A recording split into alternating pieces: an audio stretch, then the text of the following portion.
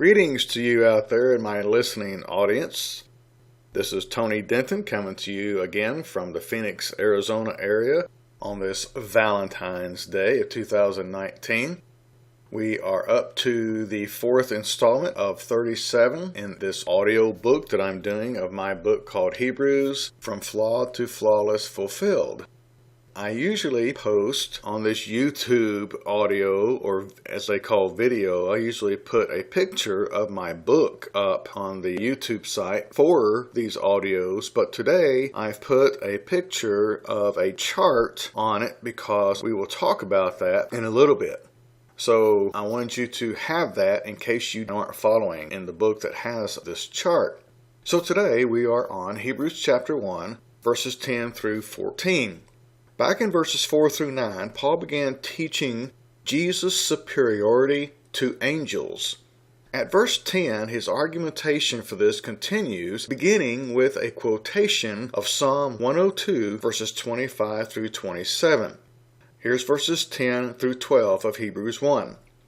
You, Lord, in the beginning laid the foundation of the earth, and the heavens are the work of your hands. They will perish, but you remain, and they will all grow old like a garment. Like a cloak you will fold them up, and they will be changed, but you are the same, and your years will not fail.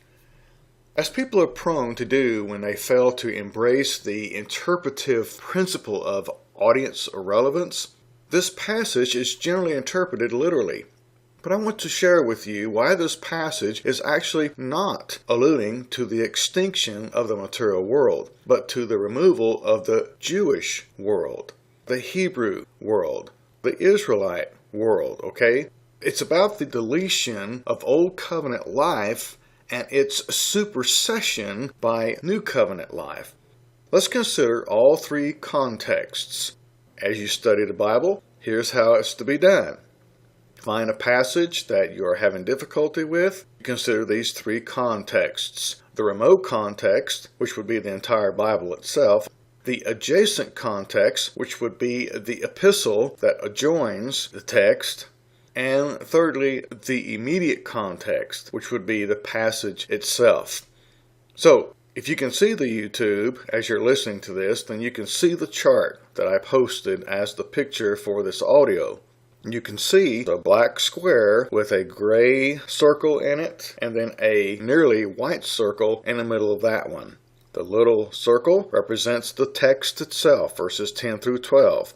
The gray circle represents the letter of Hebrews and how that it will affect the verses that we are looking at specifically. Then in the black, you'll see other passages from the Old and New Testament which also come into play as we look at verses 10 through 12. And of course, if you have the book, you can see that chart as well. So let's look at the remote context. The remote context reveals that the heavens and the earth are used in combination frequently to refer to the life, the government, the economy, or the world of the Old Covenant people. After all, like various other Bible covenants, it was a covenant between God in heaven and men on earth. Heaven and earth, or heavens and earth. God once reminded the Israelites of his covenant with them by saying, I am the Lord your God who divided the sea, that is the Red Sea, when they were baptized into Moses, 1 Corinthians 10. I have put my words in your mouth. I have covered you with the shadow of my hand that I may plant the heavens, lay the foundations of the earth, and say to Zion, you are my people. That's Isaiah 51, 15 and 16. Now I want to read that one more time. You really need to catch the significance of this passage as we continue on. So one more time. I am the Lord your God who divided the sea. I have put my words in your mouth. Now remember, this is God speaking to Israel. I have covered you with the shadow of my hand, that I may plant the heavens, lay the foundations of the earth, and say to Zion, you are my people. See, it's very clear here that God was telling them that he gave them his words. He chose them as his people through whom to bring the Messiah to the world, gave them his word that he might plant the heavens and lay the foundations of the earth and call them his people. So it's very interesting as I look at this verse over and over and over again, how that it explains, it defines the whole idea of the heavens and the earth. That he wasn't speaking about the literal heavens or the literal earth. It's not speaking about the skies or the planet that we exist on, but of a relationship between God in the heavens and the people on the earth that was created by the words he gave them. And through them and his words, he would bring about the redemptive plan. He would fulfill all things that he intended to fulfill when it comes to redemption and the Messiah being brought to the world and so on. So let Isaiah 51, 15 and 16 be a crux passage for you as you consider the idea of the phrase heaven and earth or heavens and earth, and those words being in the same sentence in several places all through the Bible. Now, in the same context, here I'm going back to the book now. I got off there for a minute. In the same context, when prophesying about his new law to come, God said in Isaiah 51, 4 through 6, "Law will proceed from me, and I will make my justice rest as a light of the peoples. My righteousness is near, my salvation has gone forth, and my arms will judge the peoples. The coastlands will wait upon me, and on my arm they will trust. Lift up your eyes to the heavens, and look on the earth beneath." There it is again, the heavens and the earth. "For the heavens will vanish away like smoke. The earth will grow old like a garment, and those who dwell in it will die in like manner. But my salvation will be forever, and my righteousness will not, like the law, be abolished." Wow, that's pretty powerful stuff right there. So just check out all of Isaiah 51, especially verses 4 through 16. This is about God's relationship with Israel, that he had created a relationship with them by choosing them to give them his word and use them to fulfill his creation of the new covenant system. So heavens and earth has a relationship to a covenant, not to the literal planet or literal skies and so on. Let's continue though. We'll fill this out some more. When promising the establishment of a new covenant with a new people, God said in the same book of Isaiah, "I will create new heavens and a new earth. And the new heavens and the new earth, which I will make, shall, unlike the old heavens and earth, remain before me." That's Isaiah 65 and 17 and Isaiah 66 and 22. So, while he talked about his relationship with them and what all he was doing with them earlier in the book of Isaiah, at the end, he gives them this information about how that relationship was going to die away once it fulfilled its purpose, and a new heavens and earth would be created, and it would remain. It would not be destroyed. So in Isaiah 65, God had predicted that the new creation, the new covenant, and the new Jerusalem would come when Israel had filled the measure of her sin and was destroyed. Verse 7 of Isaiah 65. And when did that transpire? It transpired in September of AD 70. Jesus said to the Jews, "You are sons of those who murdered the prophets. Fill up then the measure of your father's guilt." Matthew 23, 31, 32. Then, after referring to their impending demise, he said, "Assuredly I say to you, all these things will come upon this generation. See, your house is left to you desolate." Verses 36 and 38 of Matthew 23. A few verses later, Jesus spoke more at length of this approaching doom by predicting the fall of Israel's world, their heaven and earth, when he said that the powers of the heavens will be shaken, chapter 24, verse 29, and this generation will by no means pass away till all these things are fulfilled.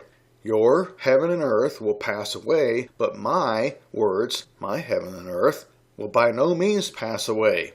Matthew 24, 34, and 35. Read those again sometime and consider the contrast that he was talking to those people at that time, those Jews living at the time Jesus was alive, who was born under the law, who died under the law, and telling them, your heaven and earth, the things associated with the temple that was the context of Matthew 24, Just go back to the last part of chapter 23 and the first couple verses of chapter 24. Those things associated with the temple, the law, for example, the old covenant law would be demolished. That which God had created with them, according to Isaiah 51, was going to pass away because it would fulfill its purpose, leaving behind a new heaven, a new earth, or Christ's words, as opposed to the words of Moses. That's the contrast in Matthew 24. Covenant worlds, not literal planets and stars and skies and all that. That's not what he was talking about. He was talking about their world, and their world was the world of Moses. And if that world was going to pass, but his world that he was creating would remain.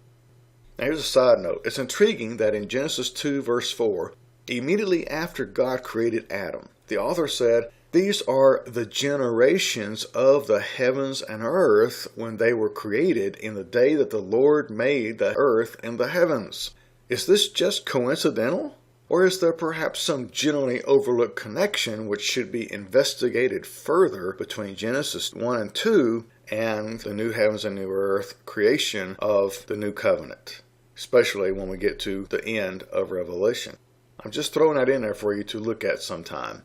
In fact, a book that deals a lot with this topic is called Beyond Creation Science by Tim Martin and Jeff Vaughn, if you want to look for something that deals with this very thing. How that Genesis is one bookend and Revelation is the other, and how that the two are connected covenantally. In other words, one is not, as most think, necessarily referring to a physical creation as much as a spiritual creation, or the creation of a covenant that would be fulfilled in the new covenant. Anyway, back to the book. In Luke's account of this warning, that is the warning of Matthew 24, he logged Jesus as saying, "These are the days of vengeance," or retribution, "that all things which are written may be fulfilled." Luke 21:22, which is his account of Matthew 24:34.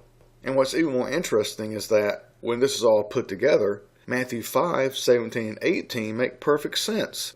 Jesus said, "Do not think I came to destroy the law or the prophets. I did not come to destroy, but to fulfill. For surely I say to you, till heaven and earth pass away, one jot or one tittle will by no means pass from the law till all is fulfilled." Okay? Now think about Matthew 5:17 and 18 in relationship to Matthew 24:34 and 35, and Luke 21:22. It's amazing the connection that's there. In other words, in Matthew 5, Jesus wasn't talking about the physical world, but about the covenant world of the Jews, their world, their heavens and earth. Since Jesus said that heaven and earth couldn't pass away until the law was fulfilled, then since the material world is still in existence, he was talking about the Jewish world system, not the physical universe. It's also important to note that Psalm 102 itself, the passage Paul quoted here in Hebrews 1, implies that he was referring to something which would occur on earth, not to earth, meaning that he wasn't referring to the extinction of creation. The verse following Paul's quote from Psalm 102 says, "The children of your servants will continue, their descendants will be established." That's verse 28. Compare verse 18, where it speaks about how that he would create a new people. See, the whole point is that the old heavens and earth people, that is, the old covenant system, when it fulfilled its purpose of bringing about the Messiah would then create a new covenant system. The old covenant system would be finished and would pass away. The new heavens and earth system, the new world, would continue forever after that. And by the way, you can find this in Josephus that the temple that started the conversation in Matthew 24 represented heavens and earth. The most holy place represented heavens, where God existed, while the holy place represented earth, heavens and earth. See, it's all based around covenant, not material heavens and earth, not physical heavens and earth. All right, what we've just got through talking about in the last few minutes are passages that have to do with the remote context of Hebrews 1. In other words, passages from the Old and New Testaments, as is portrayed in the chart that I put on YouTube as well as in my book. So now we hone in a little bit more. We hone in to the adjacent context, which would be the book of Hebrews itself. Moving on to that, note how all this information from the remote context tallies to Hebrews in general. Hebrews was written to, yes, Hebrews, or Jews, God's old covenant people, a remnant of whom became his new covenant people, a people who were relentlessly pressured to turn back to Judaism by Judaizers. To these Hebrews, Paul wrote of the fulfillment of numerous prophecies about the change of covenants. In Hebrews 12:18 and 22 and 26 through 28, Paul wrote, "You have not come to the mountain that may be touched and that burn with fire," that's Mount Sinai, "but you have come to Mount Zion and to the city of the living God, to the heavenly Jerusalem." Now he has promised, saying, "Yet once more I shake not only earth, but also heaven." Now this, "yet once more," indicates the removal of those things being shaken, that the things which cannot be shaken may remain. We are receiving a kingdom that cannot be shaken. So at the beginning of Hebrews, Paul talks about the heavens and earth. And then at the end of Hebrews, in chapter 12, he talks about the heavens and earth. Note how the two fit together. Hebrews 1 is talking about the same thing Hebrews 12 is. Both of them have to do with covenants. It's all about covenant in Hebrews 12. It's also about covenant in Hebrews chapter 1. And by the way, what Paul wrote about in Hebrews 12:18 through 28 fulfilled Joel 3, verses 16 and 17. In fact, all of Joel, chapters 2 and 3, for that matter. Now, the book of Hebrews itself verifies that Paul not only knew about the heavens and earth phrase being a Hebraism, that is, a Jewish idiom, denoting a government or covenantal world, but he also used it in that manner. Sticking for a moment with Hebrews 12, notice something interesting concerning Hebrews chapter 1, verses 10 through 12, by comparing Hebrews 2 through 3 with Hebrews 12:25. Now, those are two passages we haven't mentioned yet. When you go to Hebrews 2, verses 2 through 3, Paul said, "If the word spoken through angels proved steadfast, and every transgression and disobedience receives a just reward, how shall we escape if we neglect so great salvation?" Now Hebrews 12:25, notice what it says. "Do not refuse him who speaks, for if they did not escape who refused him who spoke on earth, much more shall we not escape if we turn away from him who speaks from heaven." Wow, Hebrews 2 and 3 and Hebrews 12:25 are saying almost exactly the same thing. Hebrews 12:25 is right smack in the middle of the context that I read from verses 18 through 23 a moment ago about the Old Covenant and the New Covenant. One being brought at Sinai and it was passing away. The new one with Mount Zion was going to remain. It would remain while the other would be shaken away. Hebrews 2 is saying the same thing. And Hebrews 2 follows what we're talking about right now in Hebrews 1, 10 through 12. Paul's still dealing with the same thing. So not only is there an unmistakable correlation, but the contexts of both are similar in subject matter as well. Both of these statements are made in the contexts of the heavens and earth ideology. Consider the statement of chapter 1, verse 14 about how that the angels work for those who would inherit salvation. Certainly it can be agreed that such was meant to apply to people on earth. One other detail here is that this interpretation also perfectly corresponds to previous comments I made on chapter 1, verse 2 and chapter 1, verse 6 concerning the different ways the word world is used in Hebrews as well as elsewhere. Chapter 1, verse 2 speaks of how God orchestrated the ages of his redemptive purpose, while chapter 1, verse 6 speaks of the citizens of King Jesus' kingdom age. Then in chapter 2, verse 5, Paul stated that the world, that is, the kingdom of chapter 1, verse 6, was about to come. And of that world of which he spoke, in his time, 7 years before the AD 70 consummation of all things, would, unlike the Old Covenant kingdom, not be managed by angels. Wow, that's amazing. Okay, So the remote context gives us some definition concerning the ideology of the phrase heaven and earth, or heavens and earth, or sentences where those two words are used together, and how that those contexts are covenantal, not materialistic. Then we go down to Hebrews itself, the letter of Hebrews.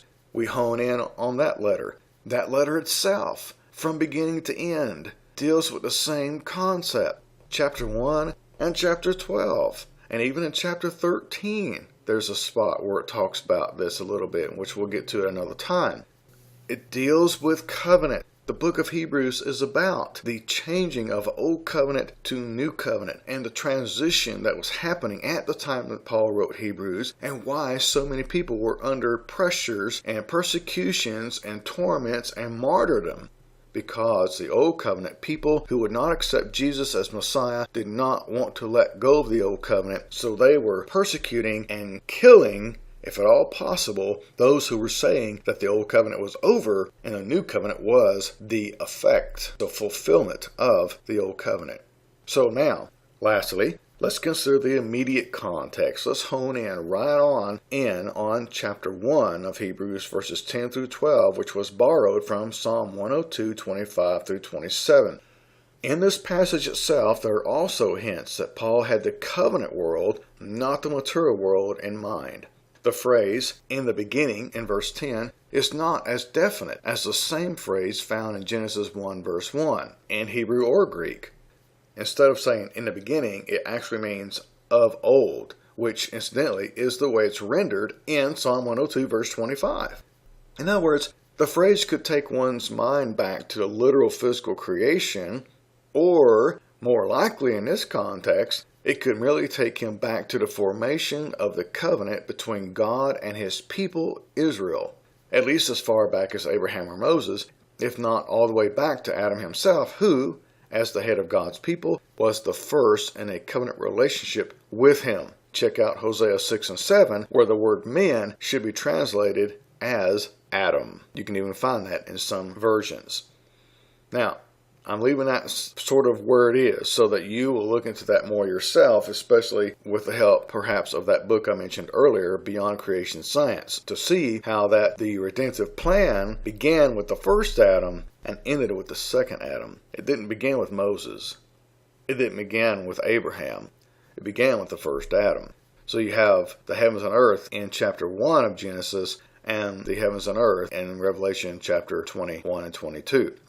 Anyway, regardless of where you want to go with that, the idea here is that Paul is speaking about that which is of old, the old that would be, as Paul wrote later, passing away, Hebrews 8 verse 13. Now, back to the book. Besides that, the portion of Psalm 102 that Paul quoted is a verse of hope the Israelites sang before their restoration to Zion after being held captive in Babylon, a type which perfectly corresponds to the antitype of how mankind was enslaved in sin before Jesus brought complete redemption, not only by ratifying a new covenant, but also by removing the old one in AD 70.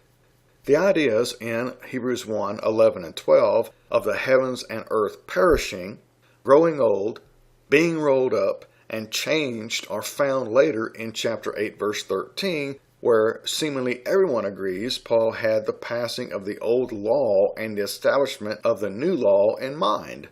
In that verse, it says, in that he says a new covenant, he has made the first obsolete. Now what is becoming obsolete and growing old is ready to vanish away.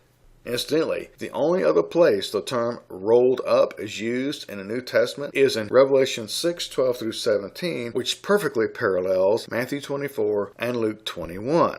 Both chapters which are about the AD 70 destruction of Jerusalem and the temple, thereby fulfilling or rolling up the Old Covenant system, Old Covenant world.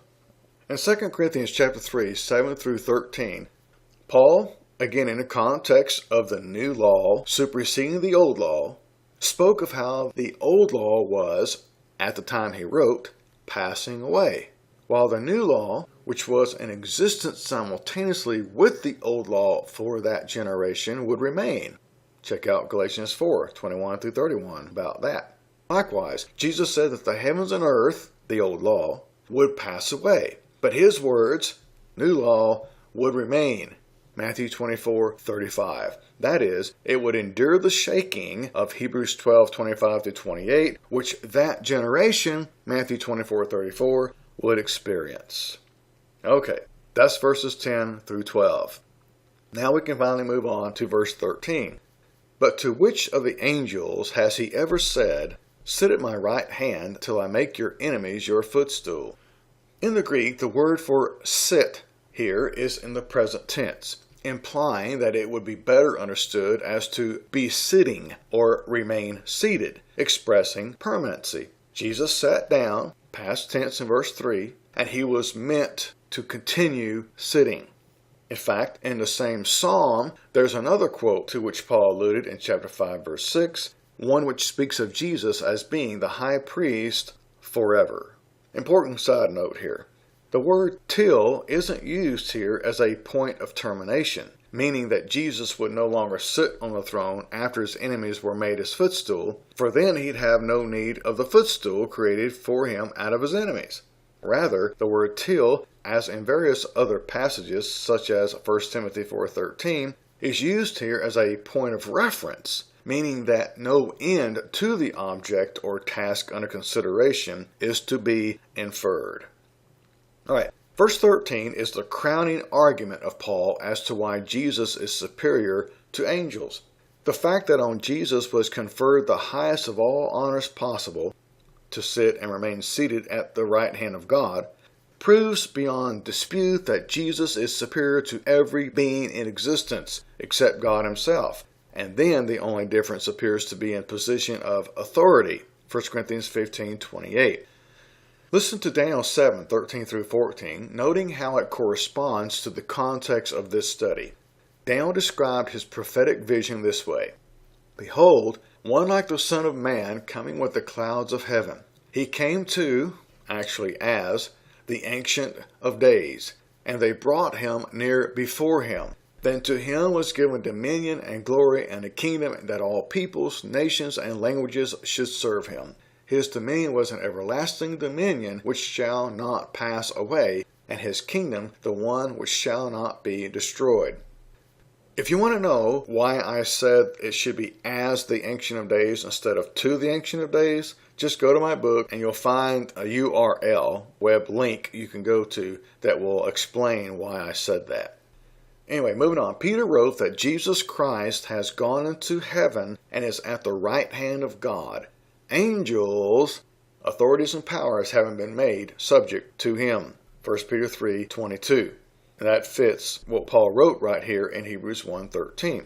Now here's a question about Hebrews 1:13. Who exactly are or were his enemies? According to Jesus, his enemies included Jews who rejected him. In a prophetic parable about them in Luke 19:27, he said, "Bring here those enemies of mine who did not want me to reign over them and slay them before me." Then in chapter 20, verses 17-19, when speaking of the chief priests and scribes, he told of how he, as the chief cornerstone, would grind his rejectors to powder. Paul spoke of the unbelieving Jews as enemies of Christ, Philippians 3:18, and check out Romans 11:28 with that. Judaism was Satan's synagogue, according to Jesus in Revelation 2:9 and Revelation 3, verse 9. Another item that might be included in the enemies would be found in 1 Corinthians 15:26, which literally reads, "The last enemy being," at the time of the letter of 1 Corinthians, "the last enemy being rendered powerless is death." This death is spiritual or sin death, for verse 56 says that the sting of death is sin and the strength of sin is the law. Since the law has long since been fulfilled and abolished, and since we still experience physical death, then spiritual fellowship death is the topic under consideration. The footstool motif here in Hebrews 1 is an allusion to the ancient custom of placing one's foot on the neck of a defeated enemy. Check out Joshua 10:22-25 for that. Some of the more haughty victors used their defeated enemies as stools from which to mount their horses. In chapter 10 of Hebrews, verses 12 and 13, Paul wrote of Jesus saying that this man, after he had offered one sacrifice for sins forever, sat down at the right hand of God, from that time waiting till his enemies are made his footstool. Okay, verse 14. Are they, that is the angels, not all ministering spirits sent forth to minister for those who will inherit salvation? The word all was likely used in order to emphasize that even the highest ranking angel is still subject to Christ, 1 Peter 3:22, and, in a sense, even to his kingdom subjects, chapter 2, verse 5. After all, it says here that angels were serving Christians. In fact, as mentioned in the remarks of verse 7, the original term for minister is from a word that referred to the work of Old Testament priests for God's people. The phrase sent forth in verse 14 means sent repeatedly and implies that Jesus was the one with the authority to send, while the angels merely fulfilled the role of servants sent.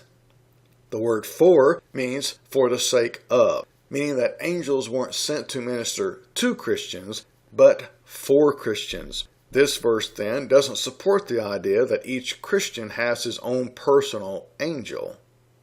The word will literally means about to, perhaps referring to all that the angels did for the first generation Christians in the book of Revelation, meaning that angels were being sent repeatedly during this period of transformation for those who were on the verge of inheriting, AD 70, the salvation of God's redemptive plan. Check out Ephesians 1:10-14 with that. Thus, by returning to the law, these Hebrews would in essence be going back to a law which came through the agency of mere angels, being under the authority of Christ, the one they were being pressured to leave. Interestingly, in his discussion to the Colossians about Judaizers, Paul advised them to not be carried away into the worship of angels, Colossians 2:18, meaning that they needed to cling to the substance, Christ himself, not a mere shadow of him, Colossians 2:17, which would be the old covenant system. In summary, Jesus is superior to angels because he's unchanging from everlasting to everlasting. He corresponds to Yahweh in Psalm 102, verse 25, and on him only was conferred the highest honor of sitting and remaining seated at God's right hand. Now, as we finish this out, I'm going to read my translation on page 305 of these verses that we just considered today. Hebrews 1, verses 10 through 14. Again, of old you, Lord, established the earth, and the heavens are the works of your hands. They will perish, but you are permanent. For they all, like an item of clothing, will become obsolete. So as a robe you'll wrap them up like a garment, and they will be replaced. But you remain the same, and your years will never end. But to which one of the angels has he ever said, sit at my right while I make your enemies a cushion for your feet? Are they not all ministering spirits sent forth into the service of those who are about to inherit salvation?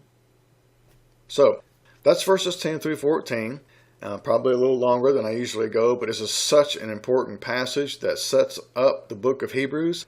And so I appreciate you listening to this, and I look forward to sharing more with you from this great book of Hebrews as we start our 5th lesson later on chapter 2, verse 1. Have a great day.